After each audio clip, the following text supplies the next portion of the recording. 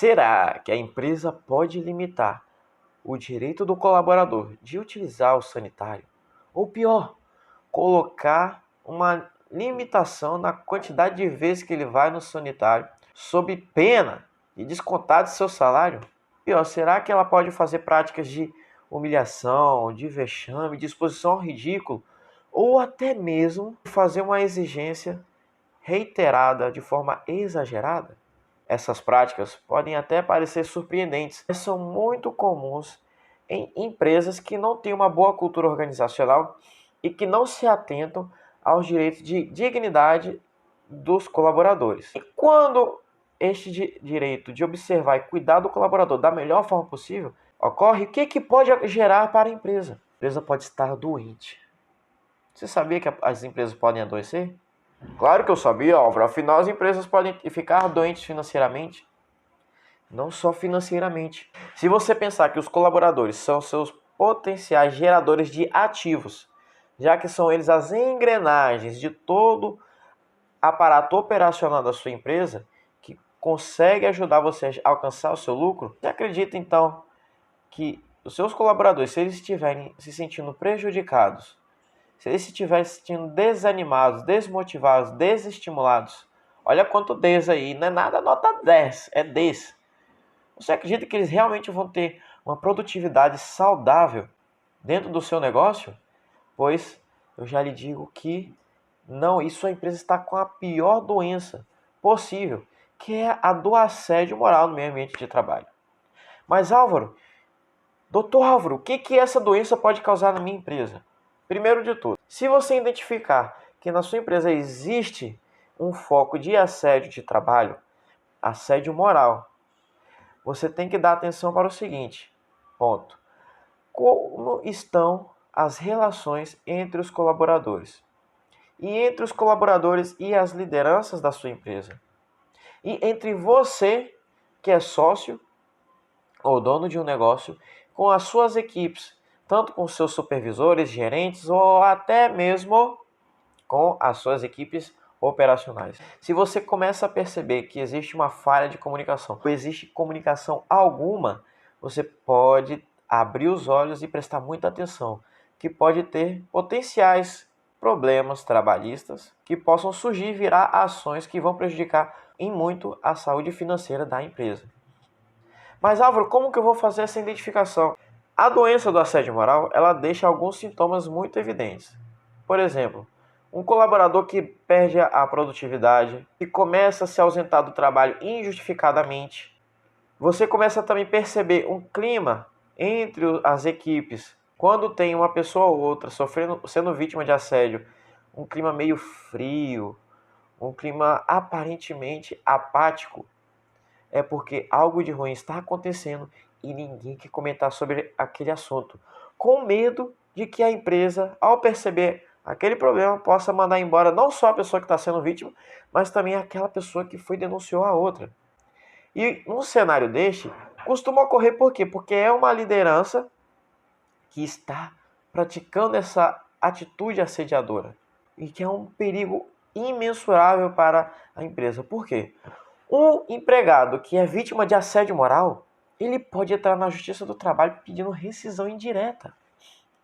Ah, mas Álvaro, é muito difícil de provar isso, afinal precisaria de testemunha, precisaria de provas, de depoimentos de pessoas que não vão querer depor. Afinal, eles têm medo de também ser demitidas. Mas, e se o colaborador tiver acesso a conversas, ou tiver feito uma gravação, ou até mesmo tirado fotos ou filmado algum episódio em que ele sofreu um vexame, uma humilhação, ou que ele consiga comprovar alguma lesão de direito dessas, gravíssimas, que atentam à dignidade dele, e levar para a Justiça do Trabalho? Você acha mesmo que isto é barato para a empresa? Acredite, as indenizações por danos morais podem chegar a valores estratosféricos, dependendo da gravidade do problema causado na vida do colaborador. Porque quando a gente entra com o processo trabalhista, a gente sempre apresenta o fato, o que gerou a ocorrência daquele fato e a consequência dele. É causa e efeito. Se o magistrado vê que era uma prática assediadora que podia ser reprimida, que podia ter sido suprimida, que podia ter sido, melhor dizendo, resolvida, e a empresa nada o fez, ela inevitavelmente está atraindo o risco de ser processada e um risco ainda de ser penalizada na obrigação de ter que pagar uma indenização por danos morais. Direito mais subjetivo possível. Então, não vamos colocar em risco as relações de emprego e não tratar desta doença que é possível de ser identificada em qualquer empresa. Mas, Álvaro, se eu identifiquei isso e a pessoa ainda não entrou com um processo na Justiça do Trabalho, eu ainda posso fazer algo? Sim. Você, enquanto empreendedor, enquanto empresário, pode tomar uma atitude. Qual? Conversa com a vítima, extrai todos os fatos do que está ocorrendo com ela, dá uma assistência psicológica, psiquiátrica, se for o caso, porque o assédio moral causa traumas na pessoa, ao ponto de ela nem querer ir trabalhar na empresa. Imagine você tendo um colaborador que sofre assédio, uma colaboradora, e ela se sente tão oprimida, se sente tão angustiada, que ao chegar no escritório todo dia ela começa a chorar. E você não sabe por quê, porque ela não abre o coração para você. Ela começa a tomar antidepressivo, começa a faltar ao trabalho, a produtividade dela cai drasticamente. Algo de errado está acontecendo. E esses são os principais sintomas que o assédio moral entrega na sua empresa. Então conversa, dá um amparo médico e até se for o caso, dependendo da gravidade do dano psiquiátrico, mental, caminha para ser atendida por um profissional da área médica, que pode ser que ele recomende um afastamento temporário do trabalho. E Álvaro, mas tudo bem, eu cuidei da funcionária que está sendo vítima, mas e quem está agredindo? O que eu posso fazer? Demissão por justa causa. Mais vale, aí você pode até pensar, mas fazendo demissão por justa causa, a pessoa vai querer entrar com um novo processo. E aí, para eu ter que enfrentar no juiz a reversão dessa justa causa, pode me dar mais trabalho. Te garanto uma coisa. É melhor para a empresa fazer uma demissão justa do que uma demissão injusta. E nesse caso, ao demitir uma pessoa que está sendo agressora, você está agindo de forma justa com o seu negócio e com quem está sendo vitimizado. E o mais importante, já não pule direto para a justa causa. Dê uma advertência, se o comportamento não mudou, aplique a suspensão e tenha o cuidado e o zelo para não colocar o funcionário que está sendo vítima do assediador junto para trabalhar na equipe do assediador. Separe a vítima do assediador. Não deixe eles ficarem ou terem oportunidade de terem contato junto e próximo. Se for o caso, se a sua empresa comportar, mude até a escala de trabalho dos dois. Separe-os. Mas não permita-os que eles tenham oportunidade de contato e nem de permanecerem sozinhos em nenhum momento na empresa.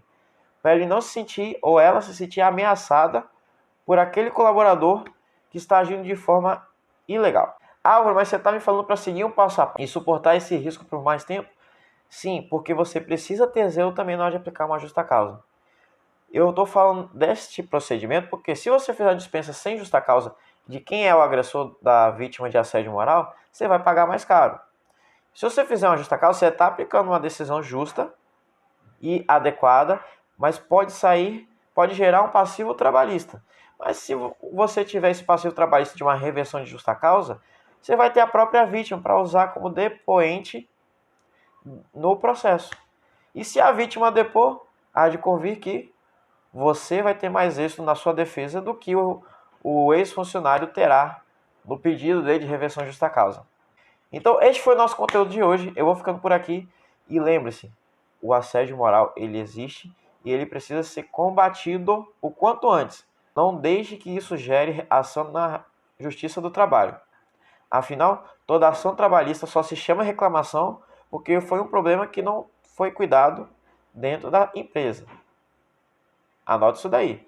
E a gente se vê no próximo conteúdo.